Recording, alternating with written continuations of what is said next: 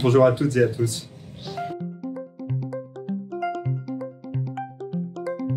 Il faut d'abord dire que cette crise, et ça a été dit à maintes reprises, est absolument exceptionnelle, à la fois par sa brutalité, parce qu'elle intervient après une phase d'augmentation de cadence, de croissance, par sa profondeur.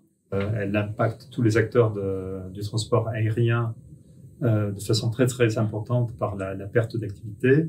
Et puis, elle est durable. On ne sait pas aujourd'hui à quel moment on va en sortir, à quel moment le trafic va atteindre à nouveau les chiffres de 2019. Est-ce qu'il y aura même d'ailleurs une reprise au même rythme que le rythme qu'on a connu jusqu'à présent? Dans ce contexte, il faut d'abord saluer et remercier tous les acteurs de la vie publique, le gouvernement, les régions, les métropoles, les communautés d'agglomération pour les mesures d'urgence qu'elles ont pu mettre en œuvre très rapidement. Toutes ces mesures, le pôle a d'une certaine manière contribué à diffuser ces mesures auprès des différents acteurs de la filière, auprès des entreprises, remonter vers les institutions les préoccupations, les difficultés des chefs d'entreprise. C'est-à-dire que ces mesures se sont adaptées petit à petit à la situation et le pôle a joué vraiment un rôle très très important à travers des questionnaires qui ont été réalisés auprès de nos membres, de façon à faire émerger un plan de relance qui prenne bien en compte les différents aspects. Alors, ce plan de relance, il a trois grands volets. Il a un volet relativement immédiat. Il faut sauvegarder l'emploi le plus possible. Donc, il faut réussir à injecter de la trésorerie dans les entreprises. Mais au-delà de ça, au-delà de l'immédiateté, il faut réfléchir à comment profiter de cette crise pour sortir plus fort. Et donc, comment continuer à renforcer la compétitivité de notre filière, en particulier sur notre territoire. Et puis, il y a un troisième volet qui est très important, qui est, pendant cette crise, on a vu que le transport aérien était attaqué sur des aspects environnementaux. On sait tous, parce qu'on appartient à cette filière, les efforts qu'on fait de façon continue pour faire en sorte que le transport aérien soit le plus propre possible, réduise au maximum les émissions.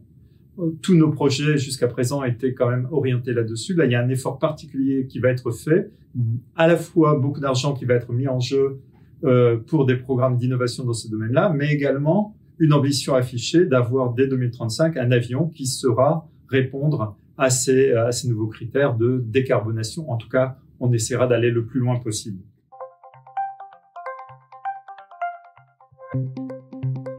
Alors, dans ce contexte et dans ce plan qui est mis en œuvre par l'État et qui est complété par une évolution des plans ADER 4 et Maris Bastier dans les deux régions, il a un rôle de relayer les informations, de décrypter les appels à projets qui vont sortir. Il a aussi un rôle d'organisation de séminaires, de contact direct avec les membres pour faire émerger des projets. Et là, il y a une action tout à fait spécifique des membres permanents du pôle pour aller prendre ces contacts auprès des différentes entreprises et identifier les projets et les faire remonter. On a un rôle évidemment de labellisation, de garantie de la qualité des projets. Il est important, et là c'est vraiment un enjeu pour l'ensemble de notre communauté, que les propositions qu'on va faire soient robustes et soient en ligne avec les priorités qui sont fixées. Et puis on va accompagner les entreprises dans le cadre d'actions collectives, alors que ce soit des actions collectives dans le domaine des transitions ou des transformations numériques et environnementales, c'est-à-dire que l'environnement, c'est pas uniquement l'avion de demain, c'est aussi comment adapter notre appareil productif à ces contraintes, comment le rendre plus efficace d'un point de vue environnemental, mais aussi aller vers ce qu'on appelle l'industrie du futur en termes de performance industrielle. Et puis, un autre aspect qui est très important également, c'est comment prendre les opportunités qui nous sont offertes de nous diversifier vers des nouveaux marchés.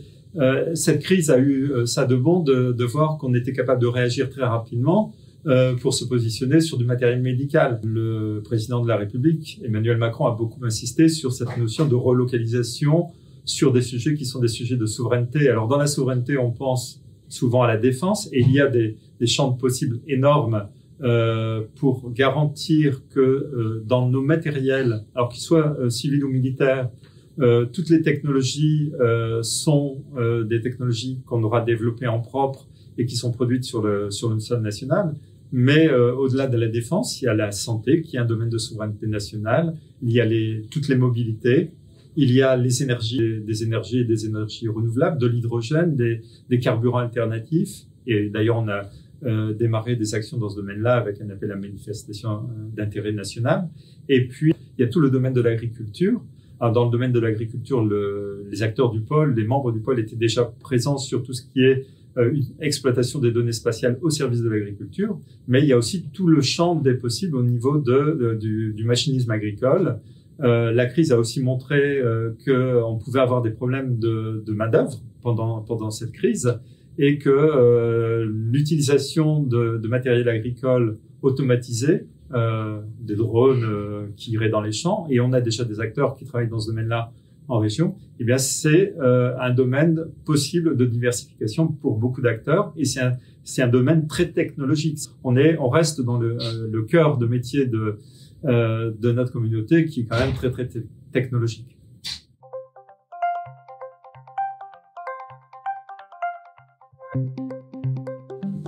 Le transport aérien a aussi été attaqué pendant cette crise sur cet aspect impact environnemental. Donc le développement de l'avion vert était déjà une priorité, et c'est pas une priorité nouvelle.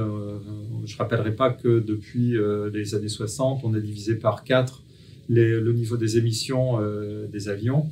On arrive sur certains appareils à descendre pour avoir une comparaison avec des choses qui vont dire quelque chose, à du 2 litres au 100 par passager.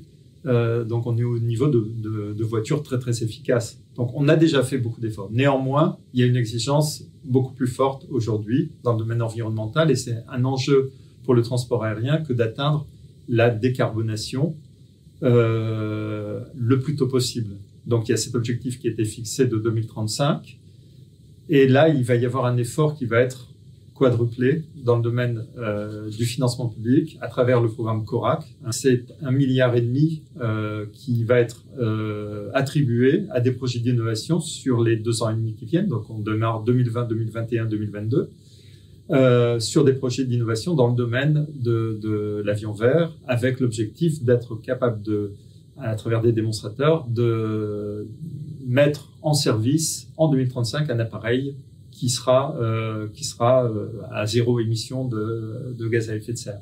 Alors évidemment, ça passe par différentes technologies, ça va se faire en plusieurs étapes. Bien sûr que les petits appareils et les gros appareils arriveront pas à la décarbonation au même rythme, et on a des technologies qui seront très différentes. Donc il y a l'appareil électrique, il va y avoir les appareils hybrides, il va y avoir les carburants alternatifs, que ce soit des biocarburants ou des carburants de synthèse obtenus à partir de CO2 capturé. Et puis il y a surtout un volet important dans le domaine de l'hydrogène, et qui rejoint des préoccupations des 2 régions pour développer une filière hydrogène pour l'aéronautique, mais d'une manière générale pour l'ensemble des transports.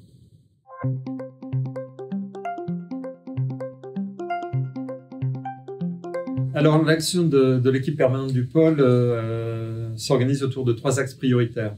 Il y a un axe immédiat qui est d'apporter des revenus aux entreprises et de leur ouvrir en particulier des nouveaux marchés. Donc j'ai déjà parlé de cet aspect diversification. On travaille là de façon conjointe avec les autres pôles et clusters de la région pour identifier les marchés, s'assurer que ces marchés correspondent à quelque chose qui est solide, qui permettra aux entreprises de se positionner sans être en concurrence avec d'ailleurs d'autres entreprises du territoire. Il s'agit de créer de la nouvelle activité. Il ne s'agit pas de se répartir une activité qui serait déjà existante.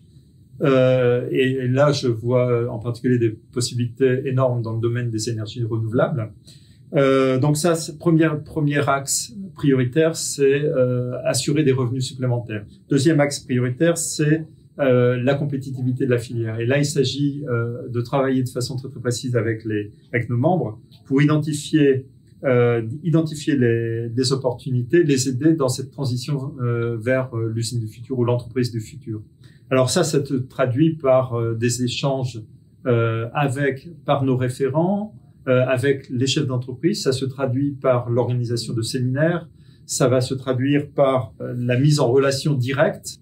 Et puis sur l'axe spécifique de l'innovation et donc de l'avion décarboné, On travaille, on est membre du comité opérationnel du CORAC. Donc, alors, il y a un travail d'identification de projets, essayer de faire passer ces projets, en particulier les projets des petites entreprises et des ETI, des PME et de CTI, dans un outil qui a quand même été à la base plutôt conçu pour les grands groupes. Alors les grands groupes sont d'accord, d'ailleurs les grands groupes qui sont membres de cette communauté sont d'accord pour avoir cette approche. Et le rôle du pôle, c'est encore une fois, par des contacts directs et à travers des séminaires, d'identifier ces projets, les faire remonter au bon niveau. Pour être efficace, nous devons, comme d'habitude, bien sûr, avoir bien compris et bien décrypté toutes les opportunités de financement qui vont se présenter à travers, encore une fois, le plan national, le CORAC, les plans régionaux. Mais dans cette phase, il faut qu'on fasse un effort encore plus important que d'habitude pour aller voir nos membres, aller voir les patrons d'entreprise, discuter avec eux, comprendre leurs besoins, comprendre leurs orientations stratégiques, les aider, les guider. Il s'agit de ne pas les amener sur des voies qui n'auraient pas de sens, soit parce que le marché n'existe pas, soit parce que le marché n'est pas viable, etc. Donc il y a un travail vraiment de terrain très très important à faire. Et puis j'ai parlé de l'équipe de permanents, mais ce n'est pas que les permanents. On a la chance d'avoir de notre communauté les grands groupes. Les grands groupes sont là pour éclairer l'ensemble de nos membres sur les futurs. On ne sait pas comment ça va repartir, mais par contre sur l'avion décarboné, là les grandes lignes on les connaît. Les besoins, on commence à les connaître. Donc, les grands groupes sont là pour donner ces orientations. Dans notre communauté, on a eu aussi la chance d'avoir les partenaires de la recherche et de la formation qui vont être là pour soutenir les entreprises, que ce soit dans leur projet de développement d'innovation ou dans la formation qui sera nécessaire pour les conversions quand on va aller sur des nouveaux marchés ou quand on va aller vers des nouvelles technologies.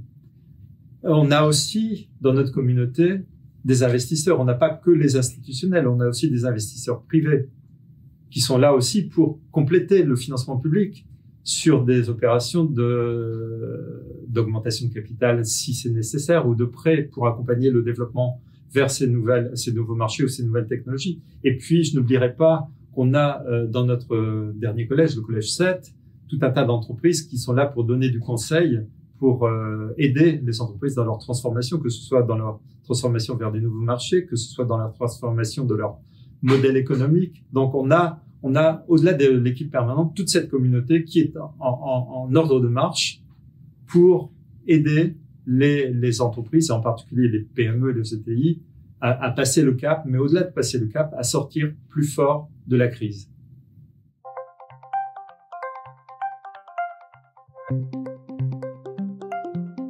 Alors l'action du pôle, moi je la vois comme une action de terrain. Le pôle, c'est pas une administration, le pôle c'est d'abord une association. Donc ce qui est important, c'est de travailler ensemble, d'être le plus concret possible, d'être sur le terrain. On a fait un travail important pour faire remonter les besoins et faire en sorte que ces besoins se traduisent par des lignes dans les plans. Donc ce travail a été fait. Maintenant, il faut aider nos membres à accéder à ces mesures de soutien. Donc, mesures de terrain, connaissance des membres, et puis, je dirais, toute l'équipe sur le pont en permanence.